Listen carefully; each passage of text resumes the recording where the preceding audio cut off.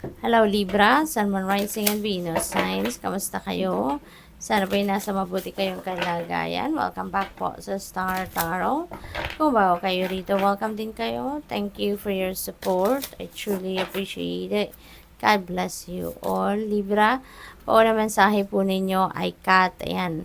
It's time to strike out on your own and relinquish your overdependency on others. Okay? So, panahon na siguro ngayon para tumayo na kayo sa sarili ninyong paa. It's time for you to embrace your it's time for you to embrace your your um yung pagiging dependent ninyo, no? Yung matututo na kayong tumayo, kumbaga, sa sarili ninyong paa, makakapag-desisyon na kayo on your own, you'd be able to, to choose life in your own terms, kumbaga, no? We have take time to rest and recuperate rather than continuing your striving, Libra. Siguro pagod na kayo eh. Maaaring exhausted na kayo physically, mentally, no? Pero go, go, go pa rin kayo ng go, go, go. Siguro para kayong energizer. You keep going and going and going, diba? So, eto, paalala ito sa inyo. Invitation ito para sa inyo. It's time to take a rest, no? At mag-recuperate kayo rather than mag-continue on kayo kahit hirap na kayo, kahit pagod na kayo, kahit ay hindi na maayos ang inyong pakiramdam. Okay? Kaya kailangan ninyo ngayon na magpahinga. Okay? Give it to yourself. Libra, give yourself a break. Okay?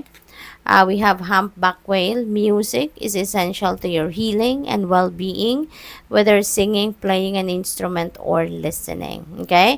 So, maaari na ang iba sa inyo sa ngayon ay kailangan na makinig ng musika. Baka kasi yung music, no, has been a big part ng buhay ninyo. Maaring this is an essential part ng buhay ninyo kahit noon pa, no? Siguro malaki yung impluwensyang na itutulong ng musika sa buhay ninyo, sa inyong healing, sa inyong pakiramdam, 'di ba? Pagpapaganda ng inyong pakiramdam. Kaya ibalik ninyo 'yon sa sarili ninyo sa ngayon, okay? Because maybe that's what you need right now para maging mas maayos ang inyong pakiramdam.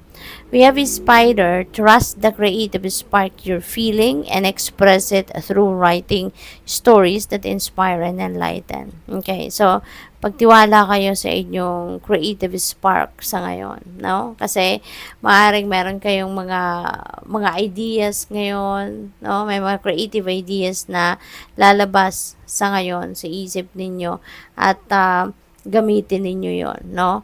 Para makatulong kayo sa iba. Maybe you can, baka ang iba sa inyo, writer, di ba? At magagamit ninyo yung mga creative ideas na yan into writing stories, no? Na pwedeng makatulong, no? Maka-inspire sa buhay ng iba, magkaroon ng enlightenment ang iba, magkaroon ng idea on how they're going to run their life as well.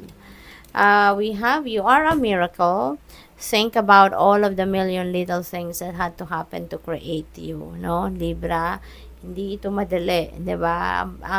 Ang nakarating ka sa mundong ito is not an easy one, 'di ba? Kaya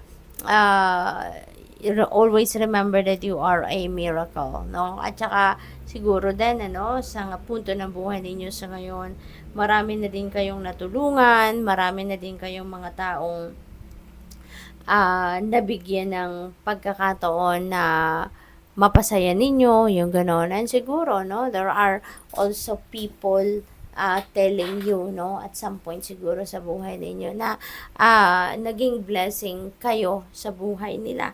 Kaya maaari na may nagsasabi sa inyo na salamat, no, Libra, because you are my miracle. 'Di ba? Pwedeng gano'n.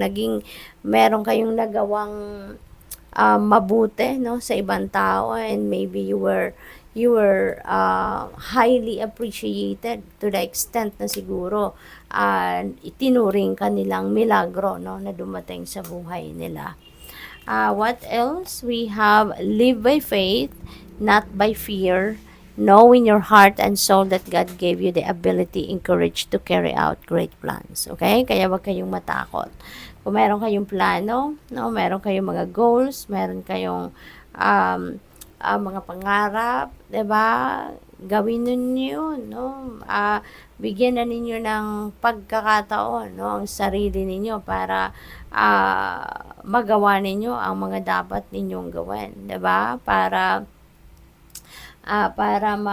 ma-carry out ninyo yung mga plano ninyo, ma-carry out ninyo yung mga heart's desires ninyo, gamitin ninyo yung mga talento ninyo, 'di ba? Yung mga gifts ninyo, okay? All your abilities, 'di ba? Gamitin ninyo 'yon para kayo ay umasenso, 'di ba? Yung mga ganon. At huwag kayong matakot, no?